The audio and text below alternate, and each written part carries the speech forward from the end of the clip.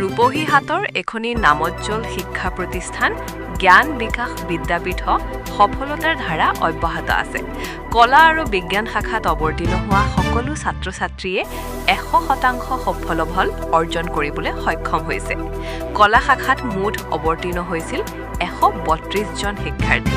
তাৰে মাজতে ডিষ্টিংশ্যন 4 জন, ষ্টাৰ 14 জন, প্ৰথম বিভাগ 61 জন, দ্বিতীয় বিভাগ 62 জন, তৃতীয় বিভাগ 9 জন। আনফালে বিজ্ঞান শাখাত মুঠ অৱতীৰ্ণ হৈছিল 210 জন। তাৰ ভিতৰত ষ্টাৰ 13 জন, প্ৰথম বিভাগ 117 জন, দ্বিতীয় 85 আৰু তৃতীয় বিভাগত 8 জন উত্তীৰ্ণ হয়। কলা আৰু বিজ্ঞান শাখাত জ্ঞান বিকাশ বিদ্যাপীঠৰ পৰা মুঠ অৱতীৰ্ণ হৈছিল 342 জন পৰীক্ষাৰ্থী।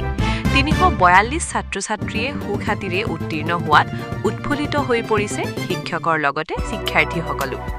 হয়, নমস্কাৰ। ৰূপহী জ্ঞান বিকাশ বিদ্যাপীঠৰ আমাৰ বিশেষকৈ আৰ্টছ আৰু ছায়েন্স ষ্ট্ৰীম 2014 চনৰ পৰাই আমি অপেনিং কৰিছিলোঁ আৰু সেই মৰ্মে প্ৰত্যেক বছৰে ফলাফল ভাল হয়।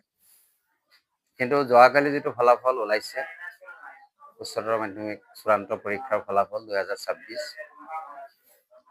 কালি 10:30 বজাৰ লগে লগে আমাৰ ফলাফল লাভ কৰিবলৈ সক্ষম হ'লোঁ। লগে লগে ল'ৰা ছোৱালীৰ মাজত এটা জয় উল্লাহ আহিল যে ফাৰ্ষ্ট ডিভিজনৰ যিটো ধাৰা আমাৰ লাষ্ট ইয়াৰতকৈ এই বছৰ 3-4 গুণ বেছি হৈছে, য'ত আপুনি গম পাই ভাল পাব যে আমাৰ টোটেল ছায়েন্সৰ ষ্টুডেণ্ট 117 জনে ফাৰ্ষ্ট ডিভিজন লভিলে।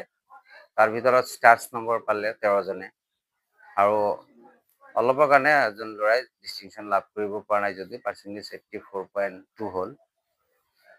ঠিক তেনেকৈ কলা শাখাতো ভাল প্ৰদৰ্শন কৰিবলৈ সক্ষম হ'লে 4 গৰাকী ছাত্ৰ ছাত্ৰীয়ে অল ছাবজেক্ট লেটাৰ্ছ লৈ ডিষ্টিংশ্যন পাবলৈ সক্ষম হ'ল। লগতে আমাৰ ষ্টাৰ পালে 14 জনে আৰু ফাৰ্ষ্ট ডিভিজন তাতো 61 জনে লাভ কৰিলে আৰ্টছৰ ফালৰ পৰা। গতিকে পূৰ্বতকৈ 3-4 গুণ ভাল ফলাফল দাঙি ধৰিছে। তাতে আমি সুখী, ইয়াত শিক্ষাগুৰুসকলৰো যথেষ্ট অৱদান আছে। আৰু আমাৰ যিটো জ্ঞান বিকাশ বিদ্যাপীঠৰ এনভাইৰনমেণ্ট পৰিৱেশ আপোনালোকে চাই, ইয়াত ফুল ক্লাছ হয় আৰু ইয়াত দুখীয়া দৰিদ্ৰ ছাত্ৰ ছাত্ৰীও ইয়াত পঢ়িবলৈ সুবিধা পায়। ল' লেভেলৰ ফিজ, সেইমৰ্মে কিছুমান ছাত্ৰ ছাত্ৰীক BPL কেটাগৰী বা দুৰ্বলসকলক আমি সহায় আগবঢ়াওঁ। ফ্ৰী অফ কষ্ট এডুকেশ্যন দিওঁ, কেইজনমানৰ 50%তো আমি দি আছোঁ। প্ৰত্যেক বছৰে আমি ফ্ৰী অফ কষ্ট আৰু 50% পইচা লৈ বহুতক পঢ়াই থাকোঁ আৰু ফিজৰ পৰিমাণো বহুত কম। গতিকে আগন্তুক দিনতো আমি আশা ৰাখিম যে নেক্সট ইয়াৰ আৰু ভাল ফলাফল প্ৰদৰ্শন কৰিব।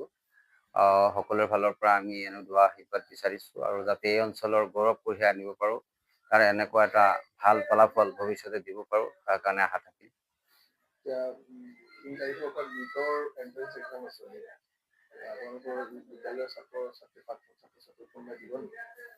অৱশ্যেই আমাৰ যিসকল ড্ৰপাৰ আছে, অলৰেডি কোচিং কৰি আছে বিভিন্ন ঠাইত, আমি আশা ৰাখিছোঁ তেওঁলোকে 3 তাৰিখ যিটো আগন্তুক 3 তাৰিখ নিট এক্সাম হ'ব, তাত ভাল প্ৰদৰ্শন কৰিব। আৰু যিসকল এইবছৰ ফ্ৰেছাৰ আছে, ফ্ৰেছাৰসকলেও বহিব। অলৰেডি ফৰ্ম ফিল আপ কৰিলে বহুতে 30-40 জনে, আমি গম পালোঁ। ইয়াৰ লগে লগে পেৰামেডিকেল কোৰ্চৰ কাৰণে আৰু টেকনিকেল কোৰ্চৰ কাৰণেও সাজু হৈছে আৰু বহুতক আমি কোচিং দি আছোঁ আমাৰ ইনষ্টিটিউটতে। বিশেষকৈ BSc নাৰ্ছিং কোৰ্চ বা GNM বা ইয়াতে পঢ়াই আছোঁ, অলৰেডি কোচিং চলি আছে।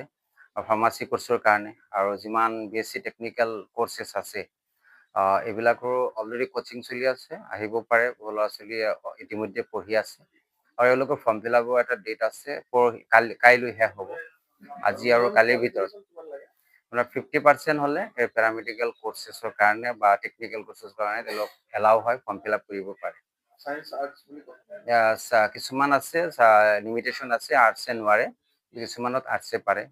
GNM কোৰ্চ হওক বা কিছুমান কোৰ্চ আছে বা GNM প্লাছ এটা ইণ্টিগ্ৰেটেড BSc নাৰ্ছিং, এইটো আৰ্টছৰ ল'ৰা ছোৱালী পাৰে।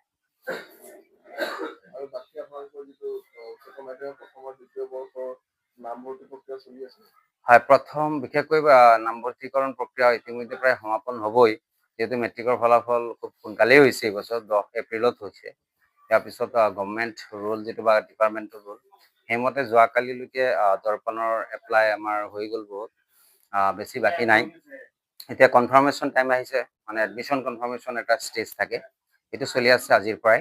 গতিকে আমাৰ যথেষ্ট পৰিমাণে এডমিশ্যন হৈছে, আমাৰ যথাৰীতিমতে হৈ আছে, আৰু হয়তো কিছু ষ্টুডেণ্ট ৱাইটিঙত আছে, তেওঁলোকক দিম আৰু আমাৰ সমাপ্ত হ'ব এডমিশ্যন প্ৰক্ৰিয়া।